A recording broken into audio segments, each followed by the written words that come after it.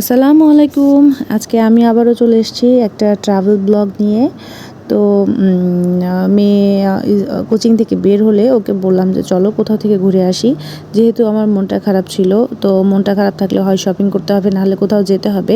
এবং বিকালও হয়ে গেছিলো, মেয়েটাকে কিছু খাওয়াতে হতো। এই জন্য আমরা চলে গিয়েছিলাম মিরপুর ডিএসএসের গেটের কাছে। একটা বিশাল বড় ফুড কোর্ট আছে, বিভিন্ন রকমের খাবার ওখানে পাওয়া যায়। তো সেখানে যে আমরা মোমোটা নিলাম, প্রথমে অনেক ঝাল দিয়ে মোমোটা করে দিয়েছিল। মোমোটার টেস্টটা ছিল 119। তো অনেক মজা ছিল, টক এবং চাটনির পরিমাণটা একদম পারফেক্ট, কম্বিনেশনটা খুবই ভালো ছিল। তো এটা খেয়ে অনেক মজা লেগেছে, যেহেতু অনেক ঝাল এবং আমরা ঝাল লাভার, এবং বিশেষ করে বলার কারণে একটু বেশি করে ঝাল দিয়ে দিয়েছিল মামাটা। আমার মেয়ের এক্সপ্রেশন দেখলেই বুঝবেন এটা আসলে অনেক মজা ছিল। ভেতরের পুরটাও ছিল পারফেক্ট পরিমাণে। তো এরপরে আমাদের মনে হলো যে একটু দোসা খাই। তো দোসার আমার ঘূর্ণাটা দেখে মনে হলো জীবনটা আমার ঠিক এভাবে ঘুরছে। তো যাই হোক, আমরা দোসা অর্ডার করলাম, বাটার দোসা। তো বাটার দোসা মামা কিছু নামে মাত্র কিছু বাটার দিয়ে দিল, জাস্ট ফ্লেভার হওয়ার জন্য। তো দোসাটার সাথে যে ওদের সাথে যে কমপ্লিমেন্টারি যে থাকে ঘুগনি এবং আলু ভর্তার মতো, এই আলু ভর্তার মতোটা এটা খুব মজা না, বাট ঘুগনিটা খুব মজা ছিল, সাথে তো টক দই ছিলই। তো এটাও আমরা খেলাম। এটার পরে চলে আসছিলাম, তখন হলো দেখলাম আরেকটা দোকান মোমো, সেটাতেও খাবো। তো বাট ওখানে বসে অর্ডার করার পরে দেখলাম কিছু ছেলে গান গাচ্ছে।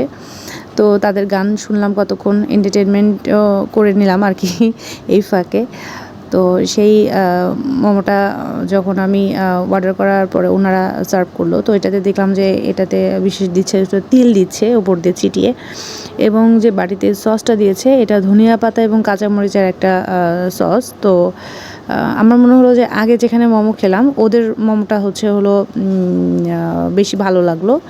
এদেরটাও ভালো, বাট যেহেতু আমাদের অনেক ঝাল পছন্দ, সেহেতু আমার কাছে ওই সসটা বেশি ভালো লেগেছে। তো যাই হোক, যখন খাওয়া দাওয়া শেষ তখন বাসার দিকে রওনা দিব।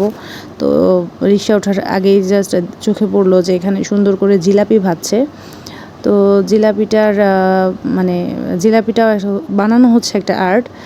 আর জিলাপিটা, আমি মিষ্টি পছন্দ করি না, বাট গরম গরম জিলাপিতে মিষ্টিটা কম থাকে।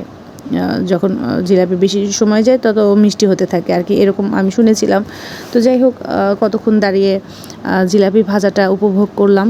খুবই সুন্দরভাবে ওরা এই জিলাপিটা ভাজে, এবং যেহেতু সামনেই ভাজছে, তো খুব ভালো লাগলো দেখে। তো এখান থেকে জাস্ট গরম গরম ভেজে ওরা এখানেই এই যে শিরা করে রাখা আছে, চিনি শিরা, এটার ভেতরে দিয়ে তুলে জাস্ট সার্ভ করছে। আমার কাছে তো দেখে খুবই ভালো লাগলো, এবং চিকন জিলাপিগুলো আসলে মোটা জিলাপির তুলনায় বেশি মজা লাগে, একটু ক্রিস্পি হয়। আর গরম থাকার কারণে তো এটা একদম মচমচে থাকার সাথে সাথে আপনার এটার মিষ্টিটাও খুবই কম ছিল। তো যাই হোক, আমি যেমনটা পছন্দ করি আর কি। তো আবার একদম জাস্ট এখানে তুলে এখান থেকেই আমাদের সার্ভ করেছিল, অনেক মজা ছিল। আমার মেয়েটা একটু বড় বড় একটু ঢং করে বেশি, তো এটা মুখে দিয়ে আপনাদের একটু ঢং টং দেখাবে। তো যাই হোক, এছাড়াও কিন্তু আসলে জিলাপিটা অনেক মজা ছিল, আমি নিজে ট্রাই করেছি, খুবই মজা ছিল। আপনারা যদি সময় পান এখান থেকে ঘুরে আসবেন, বিভিন্ন ধরনের খাবার টেস্ট করতে পারবেন। ধন্যবাদ আজকের জন্য সবাইকে।